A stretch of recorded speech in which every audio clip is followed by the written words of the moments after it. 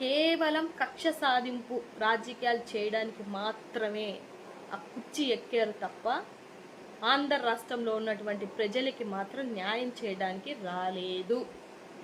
Note చేసుకోండి, వాళ్ళు చెప్తున్నాను నేను. కేవలం జగన్మోహన్ రెడ్డి గారిని కుర్చీ దింపడానికే వీళ్ళు ఏకమయ్యారు తప్ప వాళ్ళేదో సూపర్ 6 ఇచ్చేస్తారు, అమ్మ ఇది ఆంధ్ర రాష్ట్ర ప్రజలకి జరుగుతుందని ఎవడికి నమ్మకం ఉంది?